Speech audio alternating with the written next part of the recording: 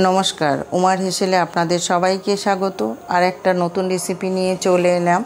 আজকে আমি রান্না করব মাছের মাথা দিয়ে বাঁধাকপি। তাহলে চলুন পুরো ভিডিওটা দেখুন, স্কিপ না করে দেখবেন। ভালো লাগলে লাইক, কমেন্ট, শেয়ার করবেন। যারা আমার ফেসবুক পেজ থেকে দেখেন তারা আমার পেজটিকে ফলো করে নেবেন, আর আমার চ্যানেলটিকে সাবস্ক্রাইব করে আমার পাশে থাকবেন।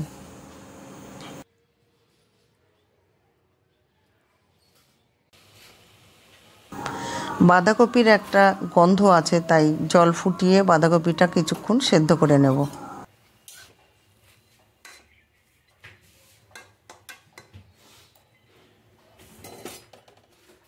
একটা কাতলা মাছের মাথা নিয়েছি, মাথাটাকে ভালো করে ধুয়ে পরিষ্কার করে নিয়েছি। এবার পরিমাণ মতো নুন আর হলুদ দিয়ে মাছটাকে ভালো করে মেখে নেব। মাছটা ভালো করে মেখে কিছুক্ষণ রেখে দেব। বাঁধাকপি দিয়ে মাছের মাথা খেতে খুবই ভালো লাগে, তো আমি আজকে বাঁধাকপি দিয়ে মাছের মাথা রান্না করব। তাই কিভাবে রান্না করি সেটা আপনারা দেখুন। আমি মাছটাকে মেখে নিলাম, এদিকে আমি বাঁধাকপিটা সেদ্ধ হতে দিয়েছি। বাঁধাকপিটা এবার আমি তুলে নেব। তাতে সর্ষের তেল দিয়েছি। এই তরকারিটাতে একটু আলু দিলে খুব ভালো লাগে, তো আমি আলু দিলাম।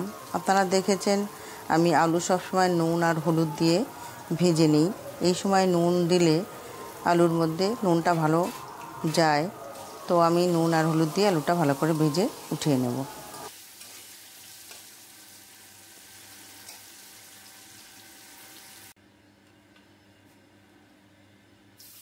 আলু ভেজে উঠিয়ে নিয়েছি। এবার এই তেলের মধ্যেই মাছের মাথাগুলো ভালো করে কড়া করে ভেজে নেব। মাছটা ভালো ভাজা হলে আষ্টে গন্ধটা চলে যায়, তো মাছটাকে আমি ভালো করে ভেজে নিচ্ছি।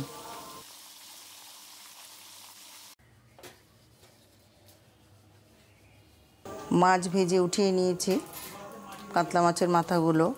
এবার এর মধ্যে 1 চামচ মতো গোটা জিরে, একটা তেজপাতা আর শুকনো লঙ্কা দিয়ে একটু ভাজা ভাজা করে নেব।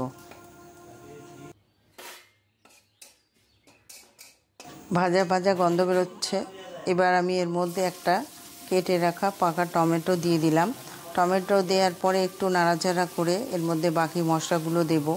আমি জিরে আর কাঁচা পাকা লঙ্কা বেটে রেখেছি, সেই বাটনাটা আমি এখানে 1 চামচ দেব।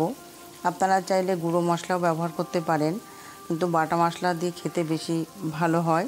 তো আমি চেষ্টা করেছি একটু বেটে নিতে, তো পাকা আর কাঁচা লঙ্কা দিয়ে জিরেটা বেটেছি। আর দিলাম 1 চামচ আদা বাটা, আর এখানে আমি দেব রসুন 1 চামচ, আর স্বাদ মতো লবণ এখানে কম দিচ্ছি, পরে লাগলে আবার দেব। আর হলুদ, এইসব দিয়ে আমি মশলাটাকে কিছুক্ষণ কষিয়ে নেব।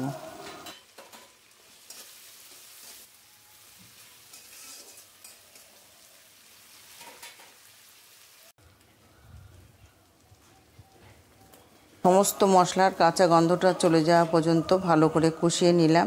এবার ভাজা আলুর টুকরোগুলো এর মধ্যে দিয়ে দিলাম, আর দিয়ে দিলাম মটরশুঁটি। মটরশুঁটি সবসময়ই পাওয়া যায়, আপনারা স্টোর করেও রাখতে পারেন। আর এদিকে আমি যে ভাপিয়ে রেখেছিলাম বাঁধাকপি, জল ঝরিয়ে রেখেছিলাম, সেটাকেও দিয়ে দিলাম। মশলা, বাঁধাকপি, আলু সমস্ত কিছু ভালো করে নাড়াচাড়া করে একটু কষিয়ে নিলাম। এবার মাছের মাথাগুলো দিয়ে দিলাম। মাছের মাথাগুলো এবার আমি খুন্তি দিয়ে ভেঙে ভেঙে দেব, তাহলে বাঁধাকপির সঙ্গে ভালো মজবে। ভেঙে দিয়ে ভালো করে সমস্ত বাঁধাকপি, আলু সবার সঙ্গে মিশিয়ে নিয়ে এবার আমি এর মধ্যে কটা চেরা কাঁচা লঙ্কা দেব। আগেই তো আমার বেটে দেওয়া ছিল লঙ্কা, এবার আরও একটু দেব। 2-3টে কাঁচা লঙ্কা বেটে দিয়ে চেরা কাঁচা লঙ্কা দেব। দিয়ে এবার আমি এর মধ্যে সামান্য পরিমাণে জল দেবো, এতে করে বাঁধাকপি, মশলা, আলু সব কিছু ভালো সেদ্ধ হয়ে যাবে। কিছুক্ষণ রান্না করলাম, রান্নাটা আমার প্রায় হয়ে এসছে। এবার আমি স্বাদ মতো একটু চিনি দিলাম। চিনিটা দিয়ে ভালো করে মিশিয়ে নেব। আর এখানে দিলাম 1/2 চামচ মতো গরম মশলা। এইসব দিয়ে ভালো করে মিশিয়ে নেব। মেশানো হয়ে গেলেই আমার রান্নাটা একদম রেডি। এইভাবে মাছের মাথা দিয়ে বাঁধাকপি কারা কারা খেয়েছেন, কে কে খেতে ভালোবাসেন কমেন্টে অবশ্যই জানাবেন। আমি কিন্তু খুব খেতে ভালোবাসি।